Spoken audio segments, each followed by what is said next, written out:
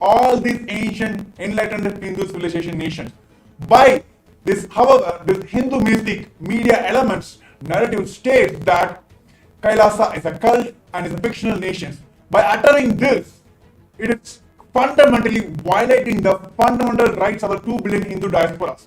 By stating a nation fictions, it is removing the fundamental rights of the 2 billion Hindu diasporas.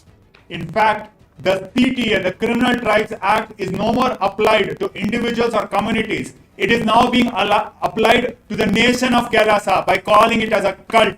Just because of the practice of Hinduism, just because of revival of Hinduism, just because we are the indigenous Hindus reviving the true glory of Sanatana Hindu Dharma, they call us a cult. Is this not shameful? Are they not ashamed? This is what is racism. This is what is xenophobia. None of which exists in Hinduism. How can racism exist in Hinduism? Let us see what this report has to tell about this. Shame on the anti-Hindu medias and shame on the yellow medias, because they never stood for the truths. They always been influenced by the deep state elements who fed them with all their money, political influence, and they have continuously attacked all the Hindu gurus who stood for the Hinduism. So what is the main reason for the attacks of the Supreme Pontiff of Hinduism? Because he stood for Hinduism. He stood for reviving a sovereign Hindu nation. Now let us understand what was lost and how much was lost. We see the destruction. Let me read the report for you. The Hindu Holocaust has, for the last 2000 years, gone through a massive destruction, resulting in loss of 56 Hindu nations that spanned over 6 million kilometers square of Asia. This resulted in the loss of more than 500 million lives. More than 4 million Hindus were enslaved. More than 160 million Hindus were starved to death. Thousands of temples were destroyed, and more than a million Hindu educational institutions were destroyed. Libraries were burned down. Yes, these numbers are very important, not only for the global viewers, even for the neo-Hindus, because they doesn't know about the history, because the very history has the very Hindu Holocaust. Today, whatever the history you know about Hinduism, it is fabricated by the British colonizers and this anti-Hindu medias. Let me tell the numbers once again. It is a 2000 years of persecution, and 56 Hindu nations have lost its sovereignty, and 500 plus millions has been massacred during this entire persecutions. And almost more than 4 million Hindus have been accused of rape, sex, and they have been completely dismantled from the very life itself. But understand, all these things never happened in Hindu nations. The reason is there was no casteism, there was no xenophobia, there was no racial discrimination. How can there be any racial discrimination or casteism in Hinduism when we believe the glorious principles of Hinduism? Now let us see directly from the report what it has. Of course, the fundamental principles taken, the measure taken by the Kailasa is implementing Paramashivam, that is, you are Paramashiva. Which nation, which community, which religion even gives this rights to everyone that you are treated as the ultimate body of the religion? But of course, we're bringing more facts to all of you. We want all the viewers to stay tuned with us. There are clips, more details on this 21st reports by the United Nations on Kailasa. Stay tuned with us. Around 5,000 years ago, at the end of Mahabharat War, the ancient enlightened Hindu civilization consisted of 10,000 Hindu traditions, or sampradayas, that existed in 56 Hindu nations, 200 Hindu kingdoms, 1,700 Hindu provinces that covered more than 6 million kilometers square of Asia. The Supreme Pontiff of Hinduism, SPH, BHAGAVAN Nithyananda Paramashhivam, is the reviver of Kailasa, this ancient enlightened Hindu civilizational nation. Kailasa is an unbroken cultural, religious, historical, civilizational, and sovereign continuation and revival of multiple of these historical Hindu sovereign states and Hindu ecclesiastical entities. The unbroken continuity of these ancient Hindu nations through Kailasa results in the legal recognition of Kailasa as per the international customary law, particularly the doctrine of continuity.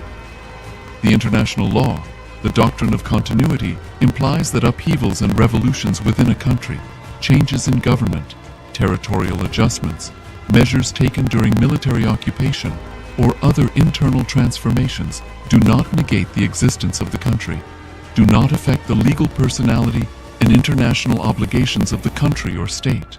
The Vienna Convention on Succession of States in respect of treaties, 1978, addresses these principles of the doctrine of continuity as it outlines international law during situation of state succession or continuation.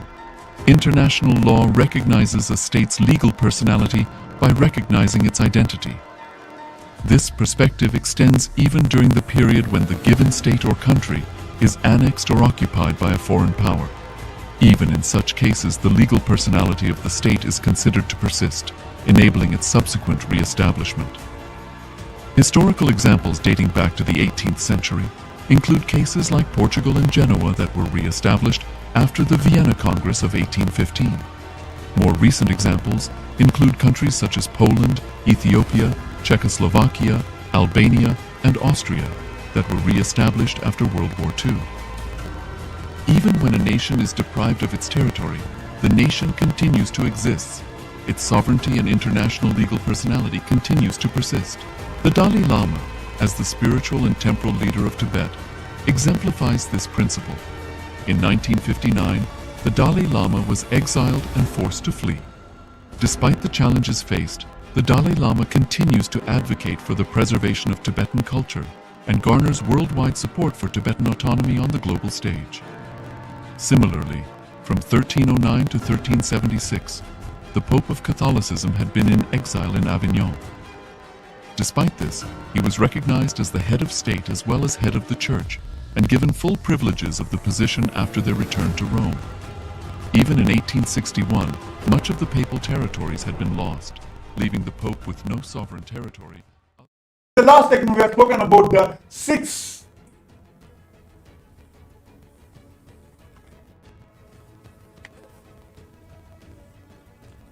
Now we are back and continuing on the release of the 21st report of KAILASA by the United Nations.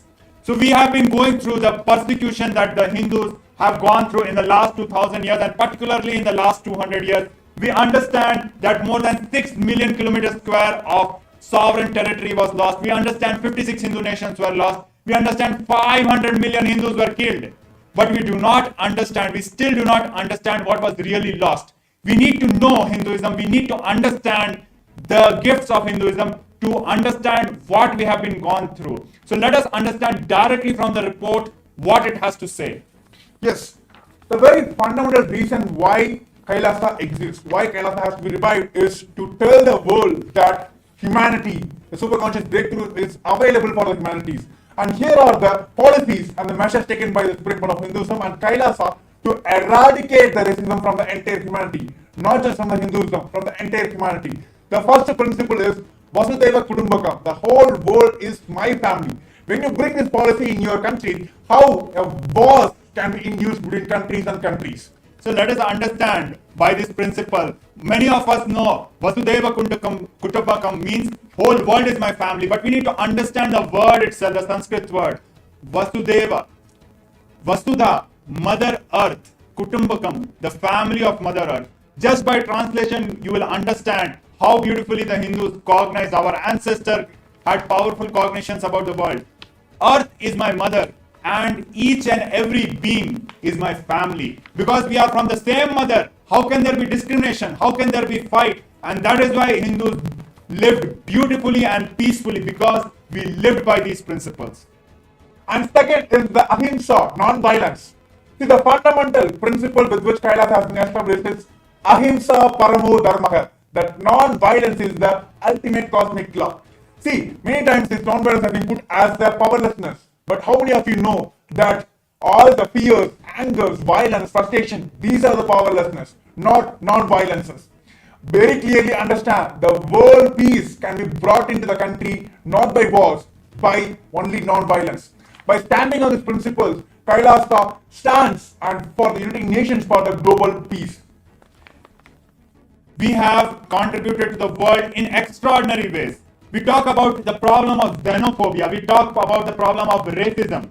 None of these problems exist in Hindu nations. How can it exist? Because we never treated people as merely equal. People are not just equal. Today, the human rights treats all people as equal, whereas Hinduism teaches us people are divine. Everyone is divine. It is much higher and powerful cognition compared to all people equal. And because of this powerful cognitions, we treated everybody as divine. We treated plants as divine. We treated animals as divine. We treated land as divine. We treated inanimate objects as divine. And because we saw Paramashiva, lived with Paramashiva in each and every aspect of this cosmos, because of that, we lived peacefully with nature. We lived peacefully with each other. These are the gifts of Hinduism which have been lost when the 56 Hindu nations were lost. And today we are speaking about the racism. Of course, it is not just in Hinduism. The entire world faces the racism all around the world. But what is the solution KAILASA is giving? What is the solution Hinduism is giving is Advaita. The only experience, only principle which belongs to Hinduism is Advaita. How many of you know that Hindus have fundamentally rooted in the Advaita, oneness with the entire world, entire universe? Then where comes the racism?